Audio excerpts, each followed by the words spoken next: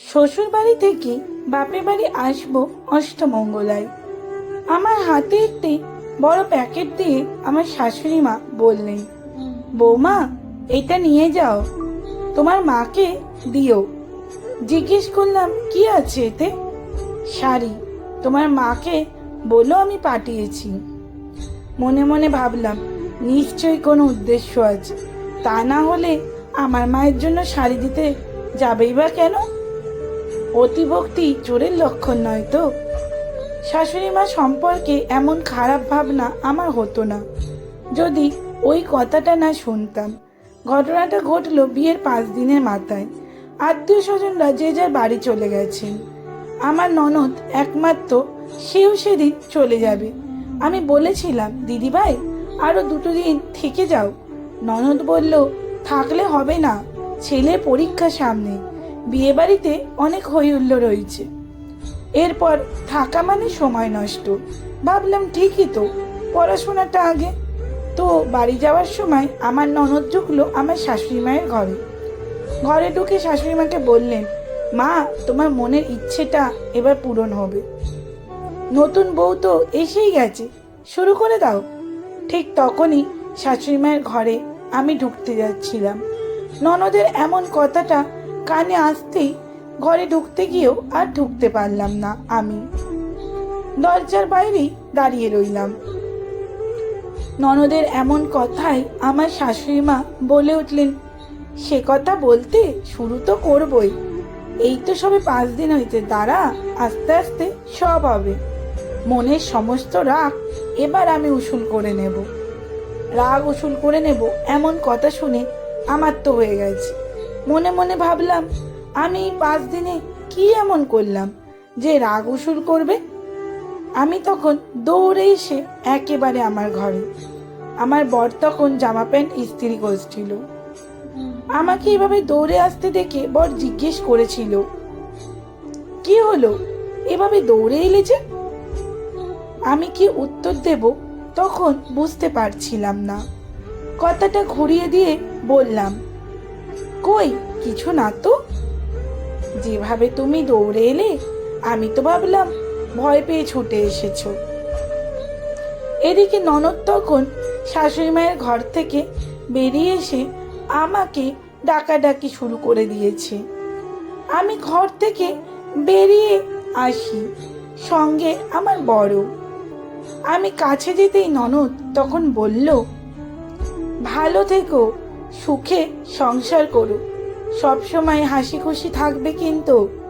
তারপর আমার বরের দিকে তাকিয়ে বলল, ভাই, আরশিকে ভালো রাখিস, ও এ বাড়িতে নতুন, ভুল ত্রুটি হলে মানিয়ে নিস। এমন কথা শুনে আমি হতবাক। কিছুক্ষণ আগেই শাশুড়ি মাকে যে ওই রকম একটা কথা বলে এলো, আবার আমার সামনে এসে অন্য সুরে কথা, ভাবতেই পারছিলাম না। একটা খটমট ব্যাপার তৈরি করে দিয়ে ননদ বাড়ি দিয়ে চলে গেল। এদিকে মনের মধ্যে ওই কথাটাই তোলপাড় করছে। ভাবলাম, এই কোন বাড়িতে এসে পড়লাম রে বাবা। শাশুড়ি মায়ের মনে অসৎ উদ্দেশ্য আছে জেনেই ভয় করতে লাগলো। ভাবছি, বাড়িতে ফোন করে কি মাকে জানাবো? তারপর ভাবলাম, না থাক, মা এমনিতেই টেনশন করে, এসব শুনলে মায়ের প্রেশার বেড়ে যাবে। তার ওপর দিদিকে নিয়ে চিন্তা, নিজের মধ্যেই রেখে দিলাম ব্যাপারটা। ননদ চলে যেতেই বাড়ি ফাঁকা হয়ে গেল। শাশুড়ি মাকে তারপর থেকে সন্দেহের চোখে দেখতে লাগলাম, কিন্তু উনি আমার সাথে এত ভালো ব্যবহার করতে লাগলেন, আমি কিছুতেই ওনার ভালো ব্যবহার করাটা মেনে নিতে পারলাম না। সেদিন দুপুরে লাঞ্চ করতে বসে দেখলাম শাশুড়ি মা অনেক কিছু রান্না করেছেন। খেতে বসে আমার বর বলে উঠল, আজ মুড়িঘণ্ট রান্না করেছো দেখছি, কি ব্যাপার? শাশুড়ি বললেন, বৌমাকে খাওয়াবো বলে রে। তারপর কাতলা মাছের বড় পিসটা আমার পাতে দিয়ে আমার বরের দিকে তাকিয়ে বললেন, এবার থেকে মাছের সব থেকে বড় পিসটা বৌমার জন্য থাকবে, বুঝলি? মনে মনে তখন ভাবছি, মানুষ এত সুন্দর অভিনয় করে কি করে? যার মনে খারাপ চিন্তা থাকে সে মানুষটা আমার জন্য এত ভালো কিছু করছে। এতেই আমার সন্দেহটা আরো বাড়ল। শাশুড়ি মায়ের এই খাতির যত্ন করাটা আমার চোখে ভালো ঠেকলো না তখন, কারণ মনের মধ্যে পুষে রেখেছি ওই কথাটা। তারপর অষ্টমঙ্গলায় যাওয়ার সময় মায়ের জন্য শাড়ি পাঠানোর আমার সন্দেহটা আরো বাড়িয়ে তুললো জানো। আমি অষ্টমঙ্গলায় বাপের বাড়িতে গেলাম। শাশুড়ি মায়ের পাঠানো শাড়িটা আমার মায়ের হাতে পেয়েই আমার মা শাশুড়ির প্রশংসায় পঞ্চমুখ হয়ে উঠল। আমি কিন্তু খুশি হতে পারলাম না। ভাবলাম চাকরি করা বৌমা পেয়েছে তো, তাই এইসব ন্যাকামি। কারণ আমি জানি এইসব করার পিছনে একটা উদ্দেশ্য তো আছেই। সাহায্য ছাড়া কেউ কিছুই করে না। তখন মনে পড়ছিল আমার দিদির কথা। আমার দিদিকেও নাকি দিদির শ্বশুর বাড়িতে বিয়ের পর শাশুড়ি ঠিক এমন যত্নটাই করেছিল। বুঝলাম নতুন বউ হলে প্রথম কয়েকদিন এইরকম একটু আধটু সবাই দেখায়। আমার দিদিও প্রথম প্রথম শাশুড়ির ভীষণ প্রশংসা করত। পরে দিদি বুঝেছিল এসব লোক দেখানো ছাড়া আর কিছুই নয়। ভণ্ড কিছু মানুষ থাকে যারা প্রথমে ভালো দেখালো, পরে তাদের আসল রূপটাই চোখে পড়ে। আসলে দিদির স্যালারির টাকা শাশুড়ির হাতে তুলে দেয়নি বলেই অশান্তি। তারপর থেকে আর আদর যত্ন দিদির কপালে জোটেনি। দিদির কথা ভাবলেই যেন আমার চোখে জল আসে। দিদির মতো শান্ত স্বভাবের মেয়ের কপালে ওরকম একটা শাশুড়ি জুটবে ভাবতেই পারি না। দিদির বিয়েটা প্রেম করেই হয়েছিল। শ্বশুর বাড়িতে দিদির কোনো স্বাধীনতা নেই, অথচ দিদি চাকরি করে। চাকরি করলেও দিদি যেন নিজে থেকে কিছুই করতে পারে না। বাবা মাকে যদি কিছু দেয় তাও আবার লুকিয়ে। যদি জানতে পারে তাহলেই অশান্তি। অশান্তি শুধু দিদির শাশুড়িই করে না, অনির্বাণদাও দিদির সাথে ঝামেলা করে। অনির্বাণদা বলে, মেয়ের বিয়ে হয়ে যাওয়ার পরেও তোমার বাবা মা তোমার থেকে হাত পেতে টাকা নেয় কি করে? অথচ বিয়ের আগে এই অনির্বাণদা কত ভালো মানুষ ছিল। বিয়ের পর সব পাল্টে গেল। বাবা মাকে একটু আধটু যা দেয় তাও আবার লুকিয়ে। একটা কথা তাই ভাবি, বিয়ের পর মেয়েরা কেন পর হয়ে যায়? কেন তাদের বাবা মায়ের জন্য কিছু করতে পারবে না? চাকরি করা মেয়েরা বিয়ের পর বাবা মায়ের জন্য কিছু করলে কেন এত অশান্তি করে? আমি ঠিক করেই নিয়েছিলাম আমাকে যেন দিদির মতো হতে না হয়। তাই যা করব লুকিয়ে নয়, করব প্রকাশ্যে। বাবা মায়ের জন্য কিছু করতে গেলে লুকিয়ে করতে হয় নাকি? কারণ আমিও তো চাকরি করি। অষ্টমঙ্গলা কাটিয়ে শ্বশুরবাড়িতে ফিরি। ছুটির মেয়াদও শেষ হয়। আমি চাকরিতে জয়েন করি। বাড়িতে সদস্য আমরা 4 জন, আমি, আমার বর, শ্বশুর আর শাশুড়ি। অষ্টমঙ্গলার পর যখন ফিরলাম, শাশুড়ি বললেন, ঘরের কাজটা যেমন কাজ, বাইরের কাজটাও তেমনি কাজ। তুমি যেহেতু চাকরি করো, তোমাকে সেদিকটা আগে সামলাতে হবে। বাড়ির রান্না বান্না আমি সামলে নেব। ছুটির দিনে তুমি চাইলে রান্না করতেই পারো। এমন কথা শুনে ভাবলাম, এত ভালো মানুষ উনি, কি জানি এর পিছনে কি উদ্দেশ্য আছে। যত দিন যায় ততই আশ্চর্য লাগে মানুষটাকে। সকালে বের হবার আগেই টিফিন গুছিয়ে দেওয়া থেকে শুরু করে জলের বোতলে জল ভরে দেওয়া পর্যন্ত এভরিথিং যেমনটি নিজের ছেলেকে করে, তেমনি আমার জন্য। 2 মাস, 5 মাস, 7 মাস, 1 বছর কেটে গেল, মানুষটার কোনো পরিবর্তন চোখে পড়ছিল না। যত দিন দেয় তত আরও ভালোটাই চোখে পড়তে থাকলো। বৌমার যত্নের কোনো ত্রুটি করেন না। অবাক করার বিষয়, আমার স্যালারি নিয়েও কাউকে মাথা ঘামাতেও দেখিনি। না আমার বর, না আমার শ্বশুর, না আমার শাশুড়ি। আমার ইচ্ছে মতো টাকা আমার বাবাকে দিই, আর সেটা আমার বর, শাশুড়ি সবাই জানে। আমার সময় মতো বাপের বাড়িতে যাই। আমার স্বাধীনতায় কারোর কোনো হস্তক্ষেপ নেই।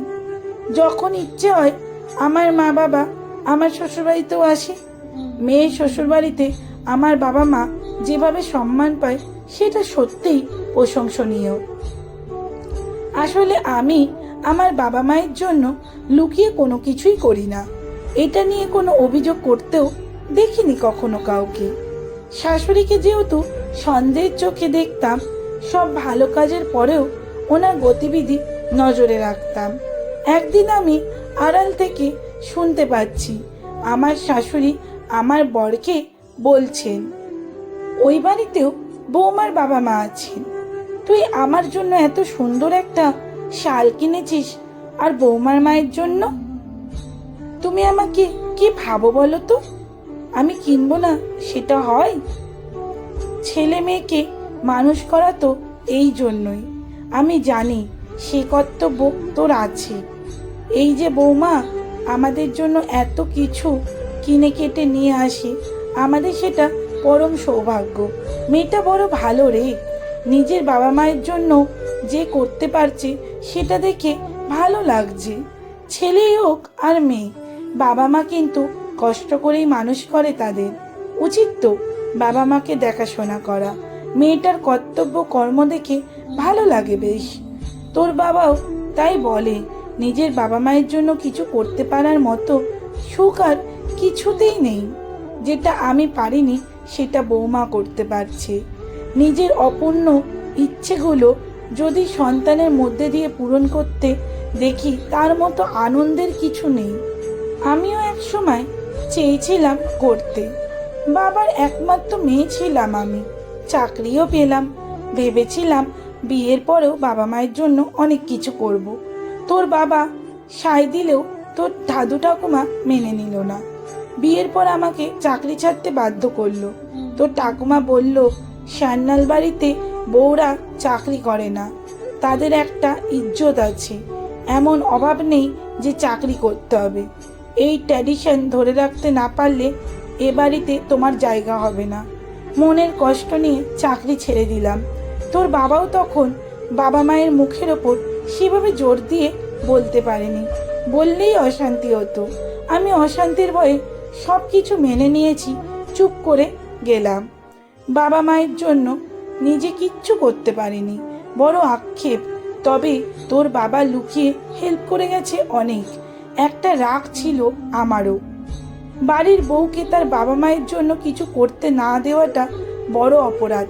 প্রতিজ্ঞা করেছিলাম সান্যাল বাড়ির এই ট্র্যাডিশন আমি একদিক ভেঙে দেবই। সান্যাল বাড়ির বউ হয়ে এরপর যে আসবে সে যেন চাকরি করে, সে যেন নিজের রোজগারের টাকায় বাবা মাকে ভালো রাখতে পারে। বাড়ির বউকে অবহেলা নয়, কষ্ট দেওয়া নয়, তাকে যত্ন করাই হবে সান্যাল বাড়ির ট্র্যাডিশন।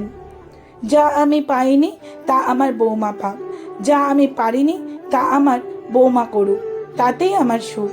কথাগুলো শুনে আমি দৌড়ে চলে আসি আমার ঘরে।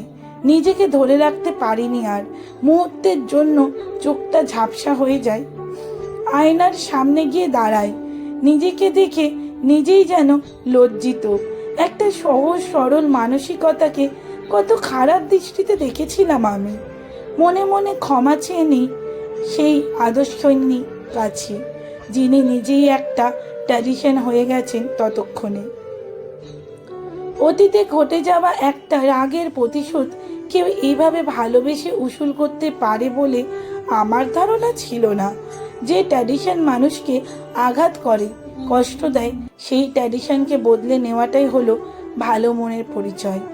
আজ আমার বাবা মায়ের জন্য এত কিছু করতে পারছি, নিজেকে ভালো রাখতে পেরেছি। এই মানুষগুলো আমাকে সহযোগিতা করেছে বলেই, একটা ভালো পরিবেশ পেয়েছি বলেই নিজের মতো চলতে পারি, যা আমার দিদি পায়নি। ভুলটা ভেঙে যায়, তারপর থেকেই সব কিছু ঠিকঠাক চলছে। সান্যাল বাড়ির ট্র্যাডিশনই আমাকে বদলে দিয়েছিল আমার নিচু মানসিকতাকে। সমাপ্ত। কলমে সরজিৎ ঘোষ, পাঠে অঞ্জলি ঘোষ। লেখাটি কেমন লাগলো অবশ্যই কমেন্ট করে জানাতে কিন্তু একদমই ভুলবেন না। আর যদি ভালো লেগে থাকে তাহলে একটি ছোট্ট লাইক ও শেয়ার করার অনুরোধ রইল আপনাদের কাছে। আর হ্যাঁ, ভিডিওটিকে কোথা থেকে দেখছেন সেটাও কিন্তু কমেন্ট করে জানাতে একদমই ভুলবেন না। তাহলে আমি বুঝতে পারবো যে আমার ভিডিওটি কোথায় কোথায় পৌঁছাচ্ছে।